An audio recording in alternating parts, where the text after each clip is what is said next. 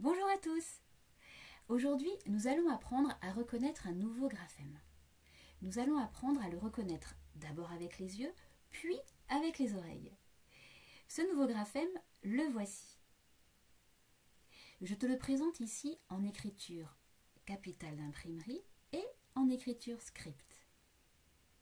Ce nouveau graphème, c'est la lettre E. Voici le E dans les trois écritures. Le E en capitale d'imprimerie, que tu reconnais certainement. Le E en script, l'écriture que l'on retrouve dans les livres. Et le E en cursive. Tu as remarqué, le E en cursive est une petite boucle. C'est pour cela qu'il est important de faire des activités de graphisme pour bien écrire. Tu vas voir apparaître sur ton écran plusieurs signes. Tu vas essayer de reconnaître les E dans les trois écritures. Mais fais bien attention, il y a des pièges. Est-ce que ce signe est un E?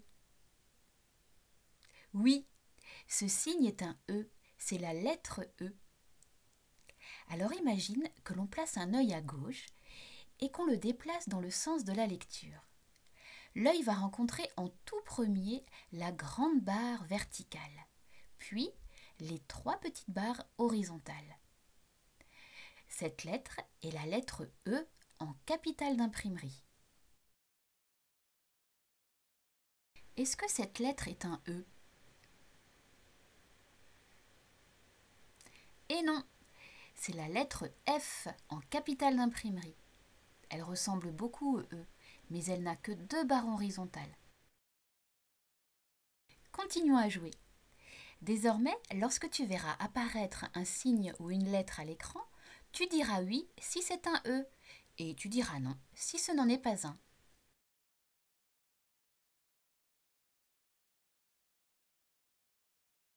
Ce n'est pas un E.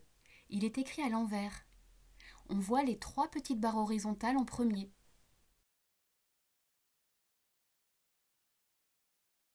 Cette lettre est bien un E.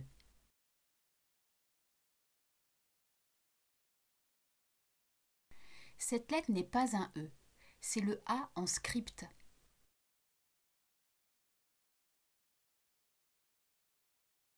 Voici un E. C'est le E écrit en script.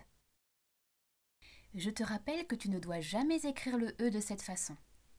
Ce E est écrit en script et l'écriture script est réservée à la lecture, donc au livre.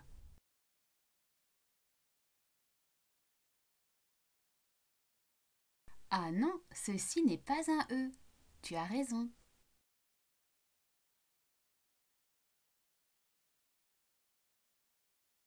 Ça, c'est un G en script. Ce n'est pas un E.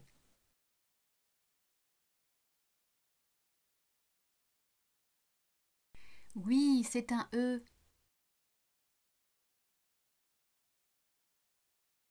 Ah non, cette lettre est un D.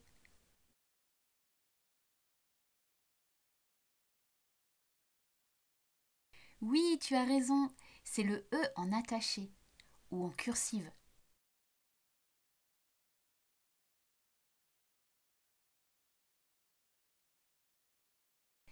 Cette lettre en cursive est un L. C'est vrai qu'elle ressemble beaucoup au E, car elle est constituée d'une boucle comme lui. Mais la boucle est beaucoup plus grande.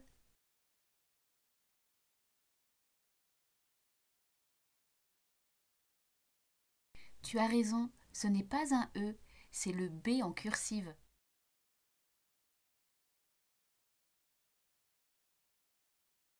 Ah, revoilà un E.